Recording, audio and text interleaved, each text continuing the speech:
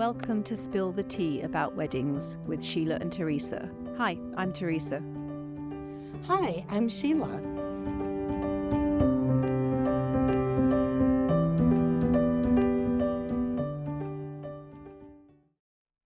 Hi, Teresa. How are you today? I'm doing great, Sheila. How are you doing? Okay, you ready to spill the tea on something good today? I am, and I have a subject. Go on then, tell me what it is. I want to talk about couples entering contracts and paying deposits with vendors. Oh, that's a juicy one. And this one's really important for the couples. Like, please listen up, because I'm having couples at the planner come to me and they're telling me, oh, I've already booked this person and we've paid the deposit. And even scarily, what's seen now, they're paying the whole total of the bill because they're getting a discount. And sometimes haven't even met the actual vendor in person. That is nuts. It's alarming. It is alarming as well, but it's nuts that anybody in this day and age, we all know about scams. We hear about scams every single day. Yeah. I would not part with a penny until I'd met a human being. And I tell them that because, you know, that when, number one, even if they have a website, it doesn't mean that they're authentic. Like, look at the longevity, how long have they been in business, you know, look at reviews, check out some of the, you know, the product that they're showing you that they have. But for me, number one is I do not enter into contract or take a deposit from a couple until they have come in and met me. And I want to make sure relationship-wise that I feel I can communicate to them. They feel like they can trust me. We are talking about their money, their budgeting, their family dynamics, their friendships with their wedding party. Like, it has to be totally open. And then they need to have full transparency with pricing. If someone is offering you a big cash deal to sign today, and you have not met them or you have not seen the product, Run away. Yeah, well, yours is different. You know, people can come visit your venue and they're like, but oh, I would still never, ever, I would never take, and honestly, never is a very big word, but I would never take any money from anybody until they had met us in person, seen the whole venue, and read the contract. And that's the thing. If you don't do all of those things, you could lose your money. I mean, we read about it and hear about it on the socials all the time, you know, whether it's a venue that's just not going to be open anymore, or they've decided to sell and they haven't told you that information beforehand. I mean, we've heard that. Or vendors that are not genuine vendors who take the money and then ghost you for the next 6 months. Or photographers, and I'm not picking on them, but you hear about them all the time because there's a million of them in North Carolina that will say, yes, I'll do a wedding, show up on the day, and then never deliver a product afterwards. That cancel 60 days before your wedding. Yeah, I mean, those things happen all the time. But I just think that couples need to actually make sure that the person is genuine. I mean, look at their website, look online reviews, get recommendations from people, meet them in person. I mean, we've had phone calls from people saying, hey, I want that day. Can you just hold it for us? And well, no, not until you've come. I mean, not only might they not like me, but what if I didn't like them? I mean, I agree. And I feel has to fit for both ways. You can't communicate with everybody effectively.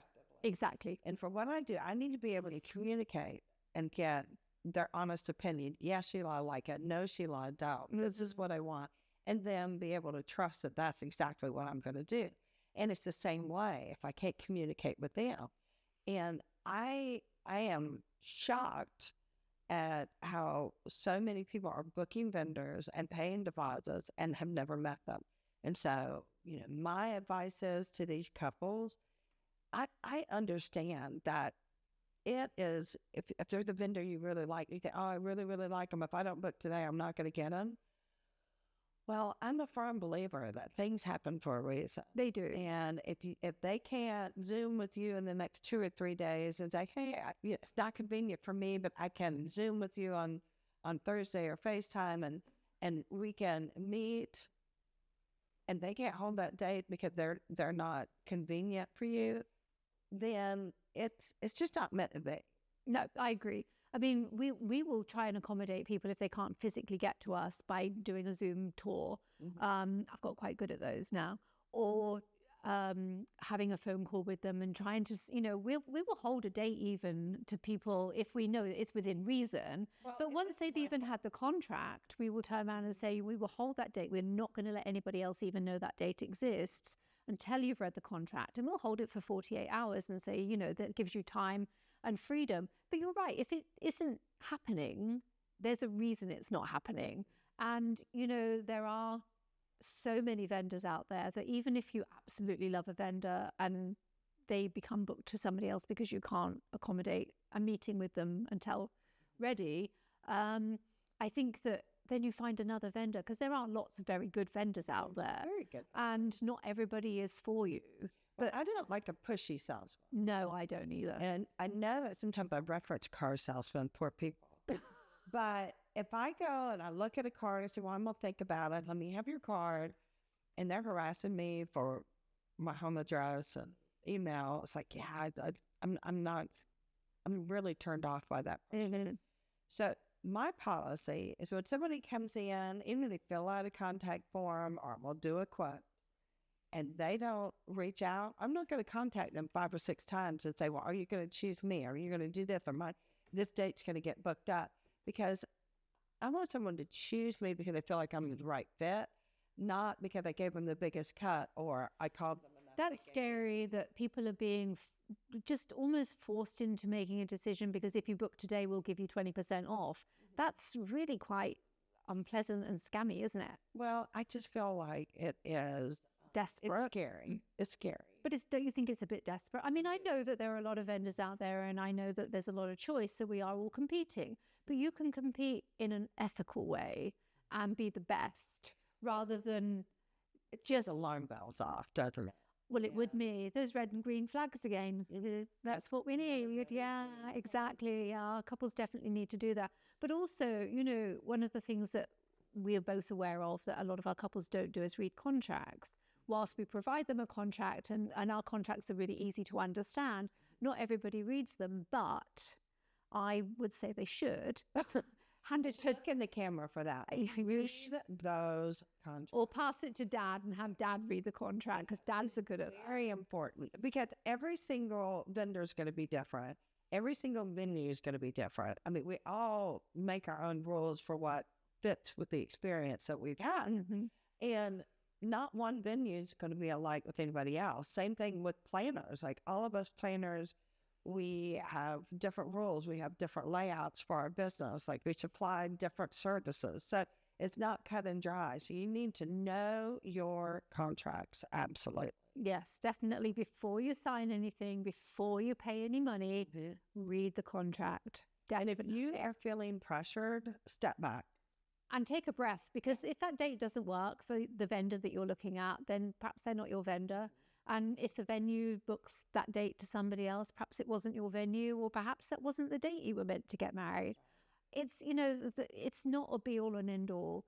And I think that vendors who are honorable and take care of you will make sure they take care of you and will help you understand the contract. I mean, we always say there's nothing weird in our contract whatsoever, but we still want you to read it before you part with any money. Right. So that you know. I agree. And, for me, I think it's so important is if these couples have a planner, coordination really isn't helping you pick out your vendors 60 days before. But if you're working with your planner and you're feeling uncomfortable about a vendor, especially if they've recommended them, but even if not, if it's a vendor that they might be familiar with, let them know, because it's important for planners to be able to help guide you and recommend with vendors that are a good fit for you off of your personality. But we also want to know because, I don't call a photographer and necessarily know all their pricing because they have different packages. So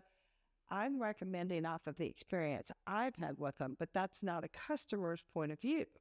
That's a vendor to vendor point of view. So if you do run into that and you're feeling uncomfortable, step back, take a breath, don't sign anything, think about it overnight.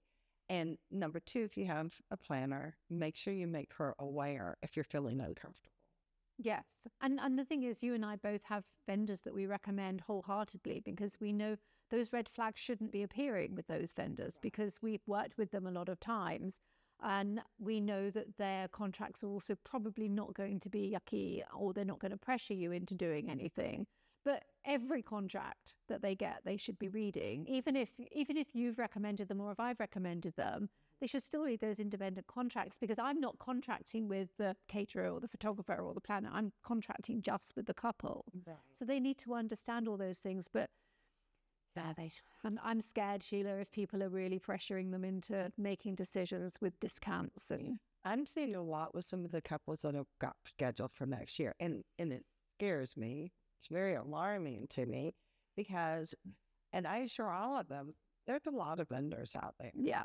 And I know if you've got your heart on set on somebody and you're like, this is the one I want, then by all means, that's who I want you to have. But if you're feeling pushed into it, I don't recommend it. I'm not going to do it for me. And I would not expect my couples to like, oh, go ahead and pay that to Father Jeff on it. You don't want to lose them. Like, I feel, However, I would also say that it would appear to be a bit of a trend that people, not necessarily just couples, but people feel that sometimes the contract doesn't apply to them. Yes, that's And, true. you know, I see it quite often on the socials, people saying, oh, I want to get married in an Airbnb. And I know that Airbnb don't allow us to do parties, but we think that we can do it anyway. If the contract says, if it says you can't, then guess what you can't do? And I mean, it's a bit like here we are in one of the houses that we rent out. There's a room occupancy here. That means that that's what the room occupancy is. That's because we're permitted for fire code. We're permitted for taxes. You know, there's lots of reasons why we have these rules in place, and it's not to be a jerk. And I think that couples need to understand that if a photographer says that they're offering 6 hours, that doesn't mean that they're going to do 9. Right. They're not going to stay for 7 or 6. No, they're contracted for 6. But that does mean that they're contracted for 6 photograph hours. So if it takes setup time and tear down time after, that's not part of your contract. But I do think that, I mean, we see it quite often that in our contract, for example, we do ask for pre-approval of all the vendors who are not recommended by us. I can't tell you how many of them think that doesn't apply to them. Right. And that's part of not reading the contract and thinking, oh, well, I read that part, so I didn't realize.